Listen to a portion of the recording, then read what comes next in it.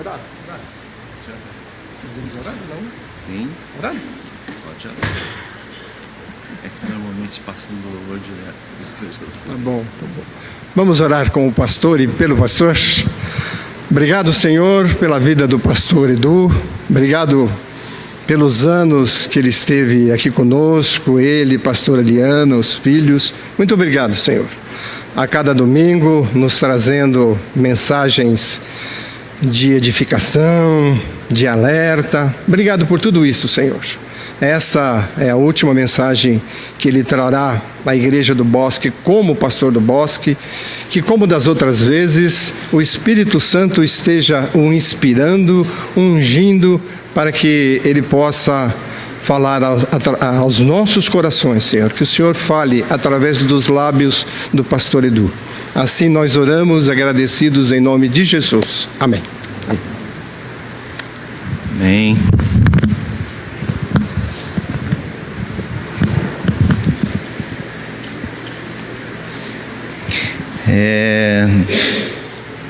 Estava orando sobre o que poderíamos compartilhar com os irmãos nessa manhã.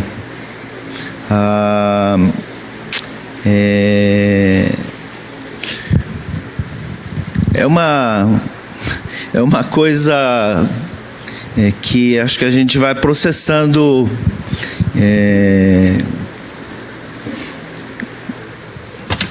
sim. Tem horas que eu tento não pensar, né? Eu acho que é mais fácil de lidar, né?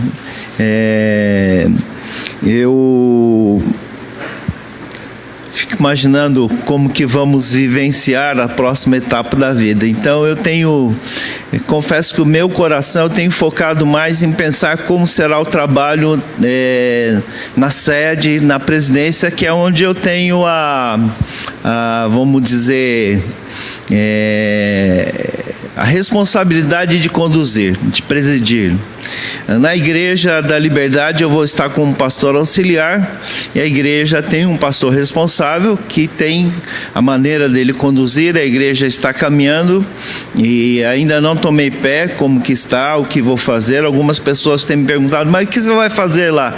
Eu disse, eu não sei o que eu vou fazer, né? Vou fazer o que me mandarem fazer e o que estiver na minha mão para fazer. Agora na sede, nós já temos conversado já há um bom tempo via WhatsApp, e como nós podemos trabalhar e processando aquilo que Deus tem para nós daqui para frente, né? A gente vai tomando pé, que são 14 anos, e 14 anos é um tempo longo, é um tempo que a gente viveu muitas experiências, a gente caminhou, a gente dividiu, né, histórias, e tive o privilégio de participar na vida de muitos dos irmãos, de alegrar junto, de chorar junto, de lutar com Deus em oração, de ver orações não respondidas e outras respondidas, de ter expectativas de que ainda Deus vai cumprir coisas que Ele tem colocado, e que não necessariamente estaremos presentes aqui para poder presenciar e ver, né? A minha oração, a oração da Liana, é que os irmãos possam continuar perseverando em servir ao Senhor com a mesma dedicação e alegria que tem feito, né?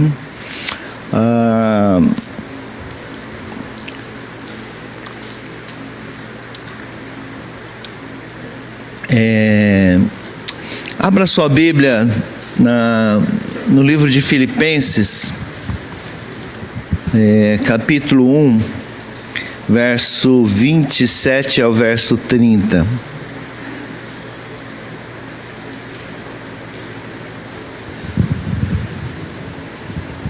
Eu estou lendo na versão Revista Atualizada, Almeida. Vivei acima de tudo por modo digno do Evangelho de Cristo, para que eu, indo ver-vos ou estando ausente, ouça no tocante a vós outros, que estáis firmes em um só espírito, como uma só alma, lutando juntos pela fé evangélica, e que nada estáis intimidados pelos adversários, pois o que é para eles prova evidente de perdição, é para vós outros de salvação, e isso da parte de Deus, porque vos foi concedida a graça de padeceres por Cristo, e não somente de crerdes nele, pois tendes o mesmo combate que vistes em mim, e ainda agora ouvis que é meu.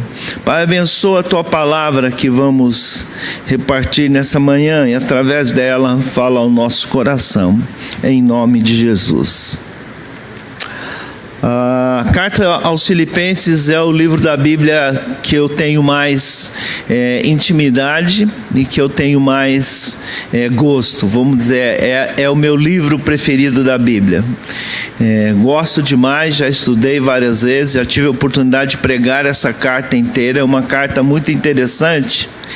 E para quem gosta de ler a Bíblia, não só tentando entender o que o texto diz, mas mergulhar no coração de quem escreveu, essa é a carta que você vai descobrir um lado do apóstolo Paulo mais gente, mais humano.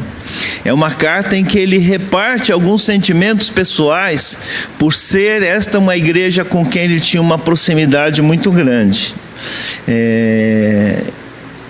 E nesta carta, Paulo está trazendo uma série de recomendações em função de alguns problemas que a igreja estava vivendo, não era uma igreja perfeita, e alguns encorajamentos dentro do contexto que eles viviam, que nós vamos tentar trazer para o nosso contexto.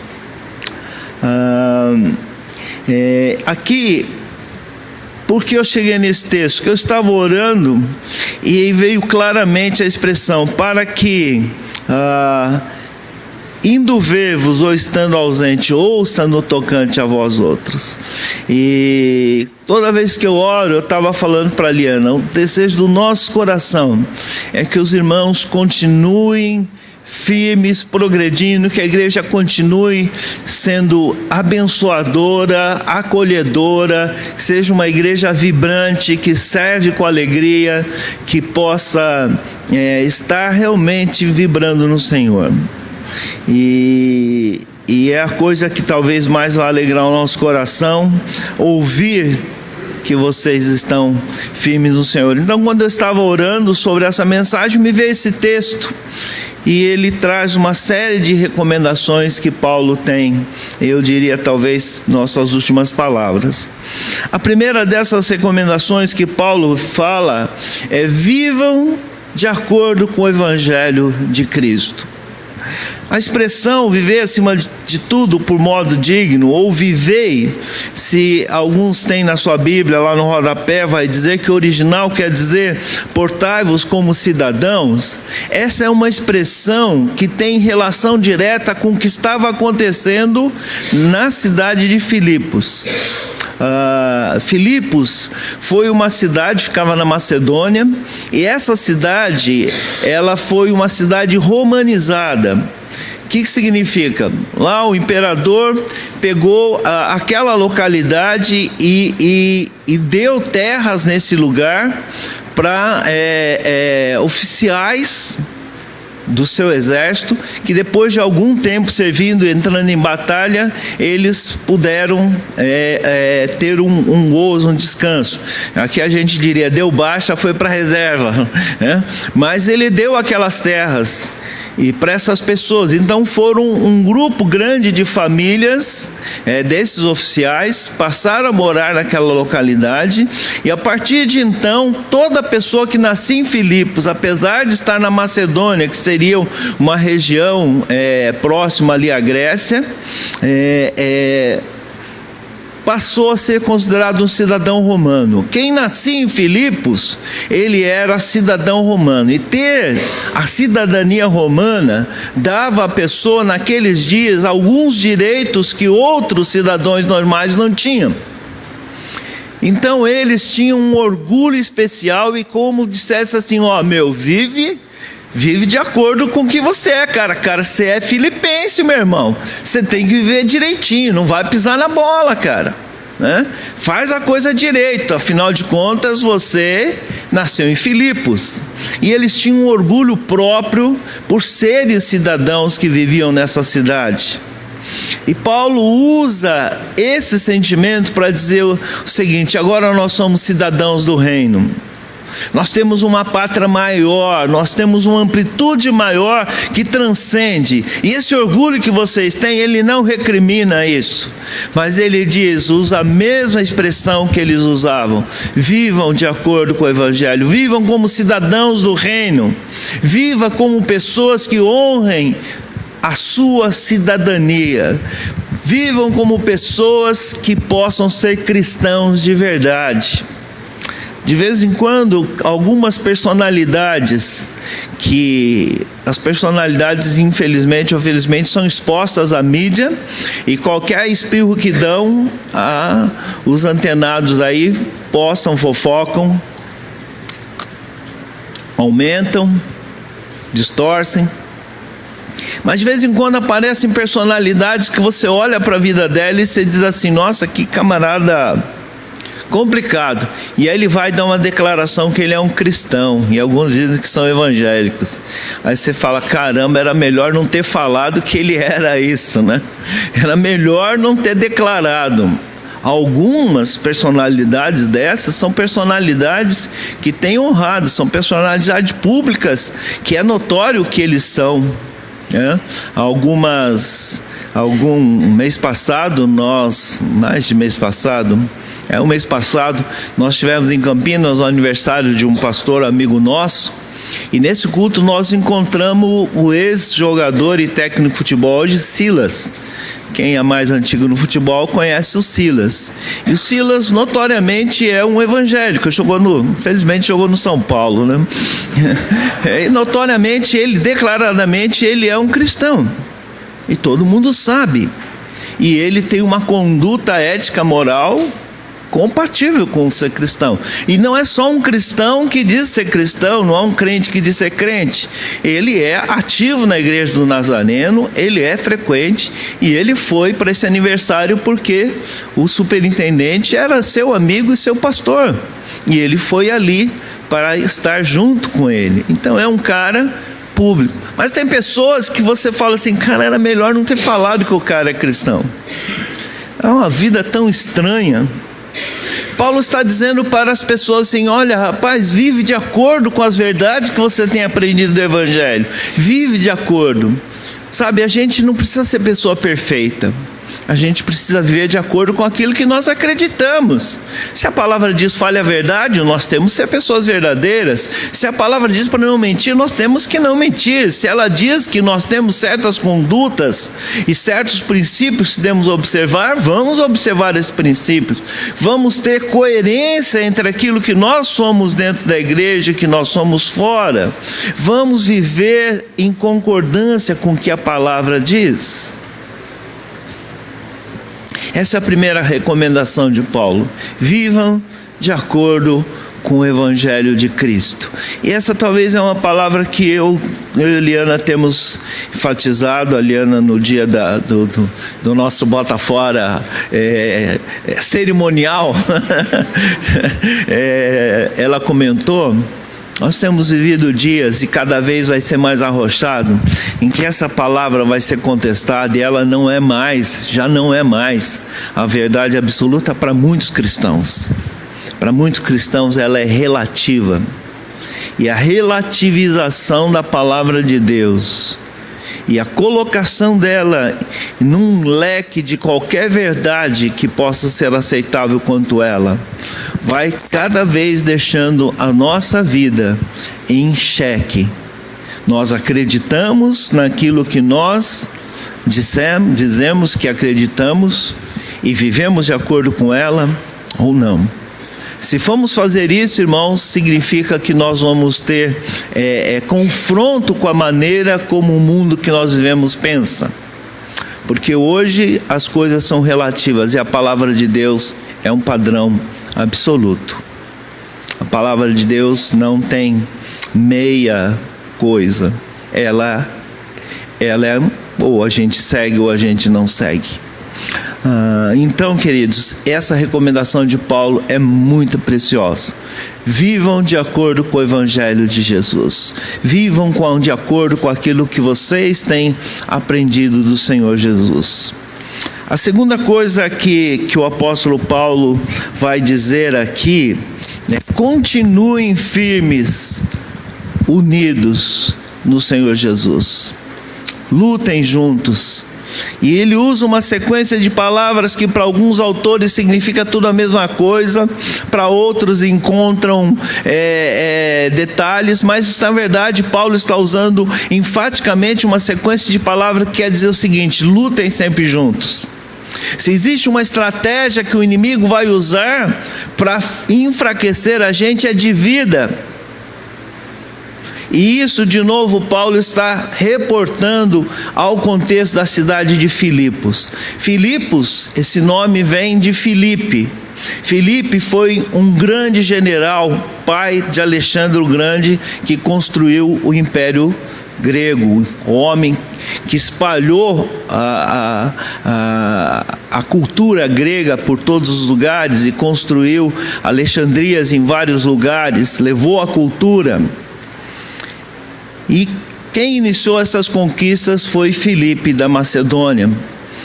Um homem que com exércitos menores do que seus exércitos ele conseguia alcançar vitórias, estabelecendo um princípio básico: mantenham-se juntos e dividam o inimigo. Mantenham-se juntos, divida o inimigo. E ele usava uma estratégia simples, ele não desalinhava as suas colunas. E essa expressão lutando juntos era um termo que, segundo os comentaristas, era uma estratégia de guerra. É como se as pessoas entrelaçassem os braços, o escudo numa mão, o outro punha o braço aqui, eles entrelaçavam a lança e os braços entrelaçados. As pessoas iam jogando, a gente vê filme de guerra, vem lança de tudo, flecha, lança de tudo quanto é lado, e alguns vão caindo, e alguns vão morrendo, e a ordem era: não solte dele, continue arrastando, e vamos, não divida o negócio. E quando ele chegava em cima do exército inimigo, ele abria o seu em duas partes e dividia o inimigo, e a sua cavalaria descia pelos lados, e com o inimigo dividido, uma quantidade menor de soldados, ele conseguia vitória. Paulo está lembrando os filipenses que eles tinham orgulho de serem de Filipos, que homenageava Filipe, pai de Alexandre o Grande, um grande general estrategista. Paulo está dizendo para eles: se há uma estratégia que dá vitória, lutem juntos. Se há alguma coisa que rebenta, se dividam. E sabe qual é a coisa mais interessante que o diabo gosta de fazer na igreja? É dividir. É dividir. Ah, mas a gente pode ter opinião diferente, pastor. Podemos. Vamos pegar uma área que nós temos algumas opiniões diferentes na igreja: construção. Concordam comigo? Mas nós podemos lutar juntos, tendo opiniões diferentes. Ninguém é inimigo de ninguém. Eu não tenho que fazer facção e dizer: nós vamos, se não for do meu jeito, eu arrebento com esse negócio. Uau, isso é guerra, meu irmão. É assim que o inimigo quer que funcione. Casamento. Quando o bicho pega, eu vou falar aqui, intramuros aqui para os casais, entre lençóis aqui, vamos ser claros e sinceros: quando o bicho pega, a gente olha para o outro e acha que é inimigo, não é verdade? Faz cara feia e começa a falar sem lembra de tudo e traça os vocábulos de elogio que não usa com ninguém. Aí uma hora cai a ficha e você pensa assim: uau, é minha esposa, é meu esposo, não é meu inimigo. Eu não tenho que derrotar, eu não tenho que humilhar, eu não tenho que pisar, eu não tenho que bater. Eu amo essa pessoa, eu disse que ia viver com ela o resto da minha vida, eu fiz uma escolha de estar com ela, não é meu inimigo. Nós temos que lutar juntos, mas agora não tem problema, continuamos lutando juntos. Pensar diferentes, ter opiniões diferentes, enxergar diferente, é a maior riqueza que pode haver. Porque se todo mundo enxergar do mesmo jeito, nós nunca vamos perceber os perigos que possam haver. Nós nunca vamos perceber detalhes que quem está numa postura diferente da nossa está percebendo. As diferenças enriquecem, elas tornam a coisa rica. Unidade não significa todo mundo assinar embaixo e agora tá bom, concordamos.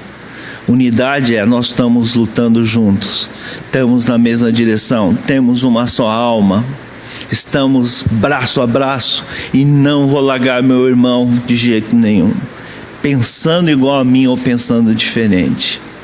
Esse é o princípio. Igreja é esse lugar. Nós somos uma comunidade de pessoas que podemos pensar diferentes. Temos riqueza porque somos diferentes. Este é um corpo, temos ministérios e expressões diferentes. Temos jeitos diferentes de fazer, mas estamos lutando juntos. A segunda recomendação de Paulo para os irmãos ali é: fiquem firmes, continuem lutando juntos. Não permita que o inimigo os divida. Não permita que vocês, por pensarem diferente. E Paulo tinha um motivo muito claro para falar para os filipenses sobre isso.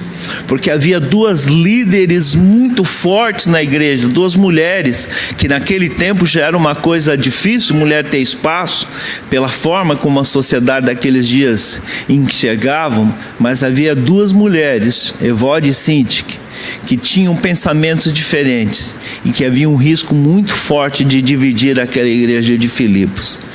Por isso, lá para frente, Paulo diz assim: rogo a Evódia e Síntique que pensem concordantemente, tenham a mesma direção, que entrem num acordo, não precisa dividir. Essa é a segunda recomendação. A terceira recomendação e última que Paulo fala no texto, ele diz o seguinte: não tenha medo dos adversários. Não tenha medo dos adversários. Nós temos um adversário específico, que é o diabo. Nós temos expressões da ação de Satanás na sociedade que nós vemos. Não tenham medo. Não tenham medo. Fiquem tranquilos, oposição sempre nós vamos ter. E Paulo dá 3 razões, pelo menos, pelas quais nós não devemos ter medo. Primeiro, que quando nós tivermos oposição em relação ao adversário, quando houver luta, Paulo está dizendo, para nós é prova de salvação, para eles é de perdição, mas para nós é de salvação. Se o diabo não está contente, significa, não, vou bater em retirada que eu não quero confusão. Não, significa que nós estamos certos. Ele está incomodado. Ele vai pôr oposição. Ele vai resistir. Ele vai colocar situações. Tem pessoas que dizem assim: eu não vou mais fazer nada, porque toda vez que eu resolvo fazer, nossa, o bicho pega. Eu brigo com a mulher em casa, os filhos ficam rebeldes, eu tenho problema no trabalho, eu acho que eu não vou fazer mais nada não, porque quando eu não estou fazendo nada, não acontece nada disso. Paulo está dizendo para os filipenses: não se assustem, não se intimidem, não tenham medo dos adversários e do adversário, porque para eles é prova de perdição, mas para você é de salvação. A segunda coisa que Paulo diz é que nós temos o privilégio de não apenas de crer no Senhor, mas de sofrer. Sofrer é uma palavra que está fora de moda hoje em dia. Ninguém gosta dessa palavra, sofrer. Mas vamos trocar ela de sofrer. 2 palavras que Paulo usa aqui. Ele diz que nos foi concedido a graça de sofrer. Em algumas versões a gente pode até entender, é o privilégio de sofrer. Vamos trocar essa palavra, sofrer, é de participar da obra de Cristo. Não apenas de crer, mas de participar. E participar da obra de Cristo cansa, é difícil, não é fácil, mas é um privilégio muito grande. Paulo diz que isso é uma graça de Deus, de poder participar. Isso é um privilégio muito grande, quando Deus usa a nossa vida para, de alguma forma, semear. Alguns anos, mas muitos anos, no início do ministério em Goiânia, eu falo que eu fiz coisas que hoje não teria mais força para fazer, e talvez a racionalidade diria: procura um outro jeito mais racional de fazer. Mas eu era um jovem pastor e era completamente obstinado e era uma loucura. E nós saíamos fazendo visitas num bairro onde hoje está a igreja, na época não estava a igreja. E íamos visitando de casa em casa, conhecendo as famílias e evangelizando. E tinha uma família que nós visitávamos. O irmão ia, eram 2 gêmeos, um deles ia, e os irmãos menores não estavam indo quando começamos a visitar. Mas por uma série de circunstâncias, eles, ao longo dos anos, foram se convertendo, mas começaram a frequentar uma outra igreja no bairro. A nossa era num bairro muito longe, eles começaram a frequentar. Muitos anos depois, muitos anos mesmo, uma irmã foi fazer uma viagem missionária em Cusco, no Peru, fazer um trabalho missionário. Estava lá no Peru fazendo entre os povos, como os irmãos do grupo Terra Nova faz. Ela estava num grupo e ela encontra uma brasileira e o seu esposo, que são missionários nesse lugar. E elas conversam, vai, conversa, vem, conversa, vai, conversa, vem. E elas descobrem que o pastor dessa moça que estava fazendo o trabalho missionário temporário ali, que era eu, ela diz: eu conheço esse pastor, ele visitou minha casa quando a gente era bem novinho, antes da gente se converter. E começaram a trocar figurinha. Ela falou: nossa, eu agradeço a Deus tanto. E a gente pensava: nossa, a gente visitou tanto essa família, e depois foram para outra igreja, e a gente nunca mais soube da história. Queridos, isso é graça de padecer pelo Senhor. Não é padecer assim: eu estou sofrendo tanto, é horrível. Não é isso. Privilégio de participar da obra de Deus. Dedicar. Por que é graça? Porque em algum momento você vai ver Deus. Talvez a equipe do maternal, com seus bebezinhos, né, dona Alice? Elas ficam tristes quando eles vão pro culto infantil. Daí Deus manda outros bebezinhos para eles começarem a mexer lá, ensinar o caminho do Senhor. Talvez lá na frente, um dia, eles vão chegar e falar assim: você foi minha tia quando eu estava lá no maternal, ou você foi meu tio quando eu estava lá no culto infantil, né? E você pensa assim: nossa, foram anos que cansava. Tinha dia que eu falava assim: nossa, acho que eu vou desistir, que eu não aguento mais. E você padeceu pelo Senhor. E alguma dessas pessoas fala: mas foi ali que eu aprendi os primeiros passos do caminho de Deus. Isso é graça de padecer. Então Paulo está dizendo assim: não tenha problema com a oposição, porque nós temos a graça de padecer, de sofrer, de servir o Senhor e não apenas de crer. E por último, Paulo diz que não ter medo da oposição, não se intimidar, porque esse é o combate da fé. Nós somos convidados a um combate, e quando nós estamos num combate é inevitável conflitos. E esse conflito tem em mente sempre: o nosso adversário é o diabo. Por isso Paulo em Efésios 6 ele diz: a nossa luta não é contra carne, é contra sangue. Não é contra pessoas, não é contra tua esposa, teu esposo, teus filhos, os companheiros de trabalho, seu chefe, as pessoas que lhe causaram mal. O adversário é o diabo. E Paulo diz: nós estamos num combate, e toda vez que a luz entrar onde há trevas, esse é um combate. Por esses 3 motivos Paulo diz assim: não se intimidem. 3 orientações do apóstolo Paulo para nós: vivam de acordo com o Evangelho. lutem juntos pela fé evangélica. E não se intimide com a oposição, com as dificuldades. São 3 orientações que Paulo nos dá. E são 3 lembranças que eu gostaria de deixar para a igreja.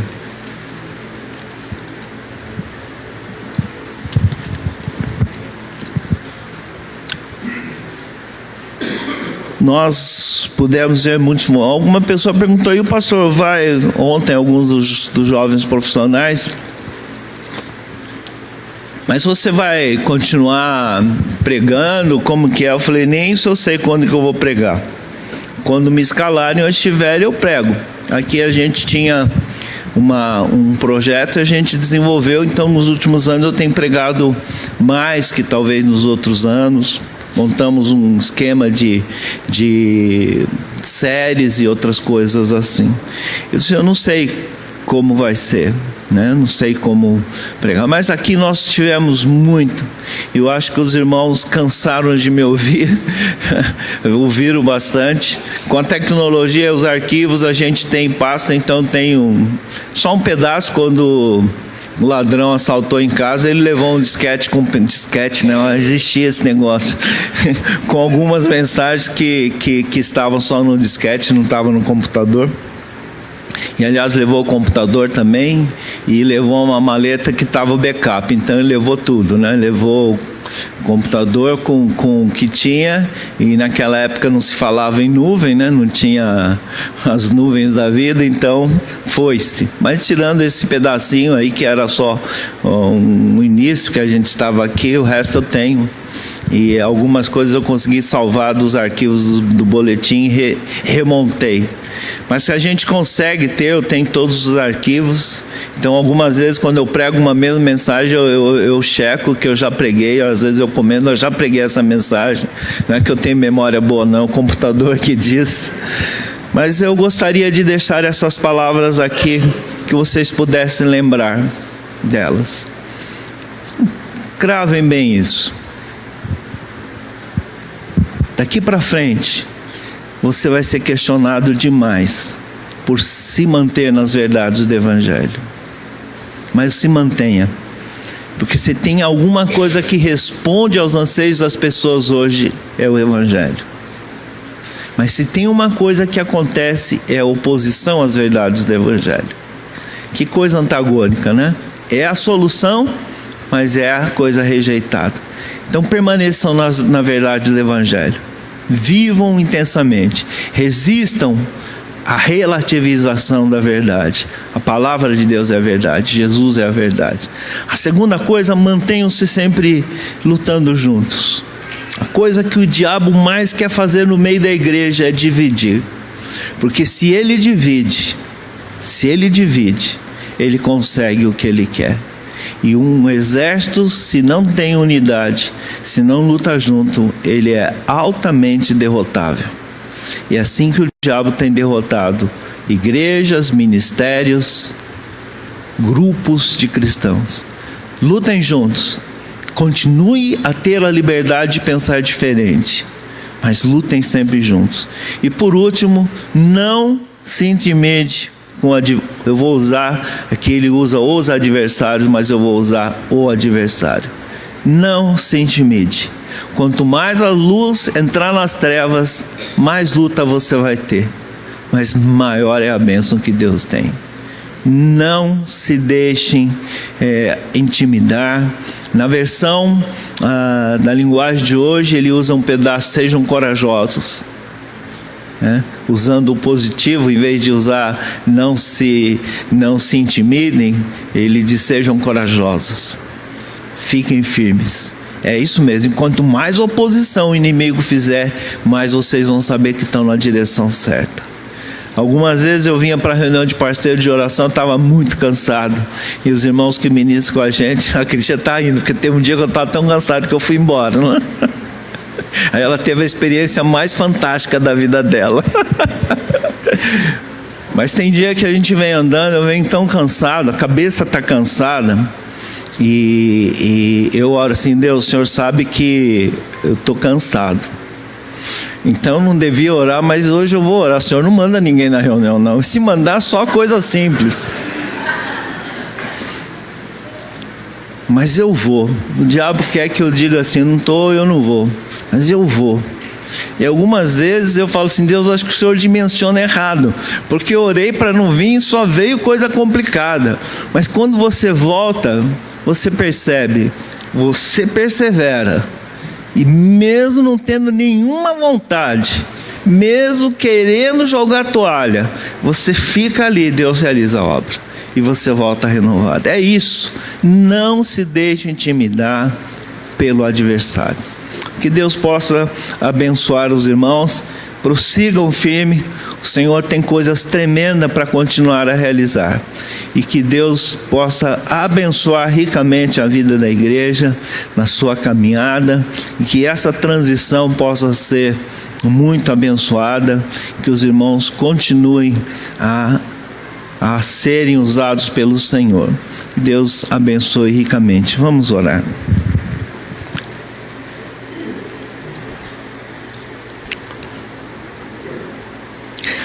Palavra que do Senhor nessa manhã, pessoalmente para mim é uma palavra, Senhor, de algo que o Senhor colocou no meu coração, Pai, mas é algo que convida a igreja também a uma postura.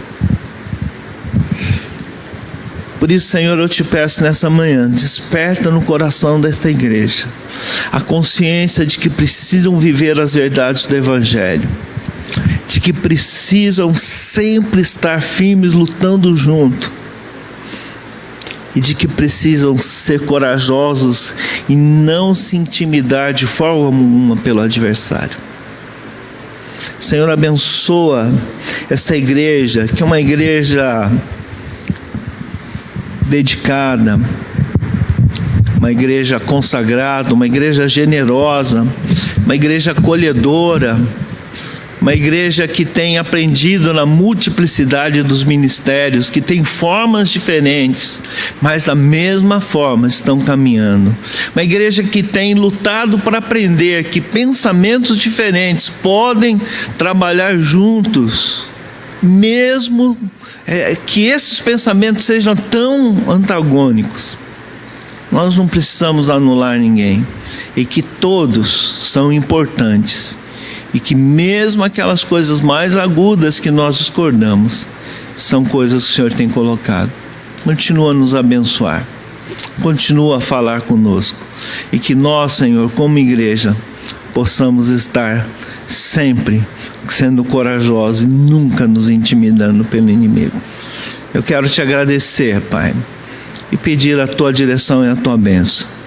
E agradecer pelo privilégio de pela segunda vez ter podido conviver com essa igreja. Primeiro no tempo de seminarista e agora nesses 14 anos de ministério, junto com a minha família, junto com a Liana. Agora partimos, eu e Liana, e parte da família permanece. Que o Senhor possa continuar abençoando esta igreja e também continuar dando direção. Nós oramos em nome de Jesus. Amém. Só uma última palavra, Sinel. Lembre nas suas orações, principalmente do desafio de estar na presidência da denominação. Eu tenho falado para as pessoas, eu já passei da época, já fiquei 19 anos e tinha encerrado a carreira. Quando houve a convocação para a eleição, nós oramos e eu pensei: Senhor, será que eu devo me levantar? E a hora que o meu nome aparecer, dizer assim: pessoal, eu já fui, esquece, tem outras pessoas, põe essas pessoas, eu já estou bem, né? Vou continuar pastoreando e servindo naquilo que Deus colocar. Mas no processo que Deus colocou no meu coração, simplesmente se coloca nas minhas mãos. E foi o que nós fizemos. E algumas pessoas perguntaram: você queria? Eu disse: eu nem queria e não queria. Eu, tanto faz, que Deus mandasse. Então nós temos entendido que o Senhor está nos colocando porque tem algum desafio para nós. É uma geração bem mais nova, todos os que estão trabalhando nessa geração são mais novos. Eu sou o mais velho deles. O pastor Sérgio, que é o vice-presidente, nós já trabalhamos há alguns anos, mas a nossa distância, eu já fui pastor dele, né? Quando ele se consagrou, eu era o pastor dele. Então eu tenho sentido que Deus colocou ali para de alguma forma usar da experiência e dessas novas ideias para trabalhar e agilizar. Então são 4 anos de desafio que nós temos de trabalhar. E eu tenho falado brincando com as pessoas, eu não tenho nada a perder, então eu vou fazer o que tem que fazer e tentar processar as mudanças que tem. Eu peço que os irmãos estejam orando para que Deus dê sabedoria e coragem para fazer o que precisa ser feito. Conto muito com as orações dos irmãos e o apoio da igreja como parte dessa denominação. Amém.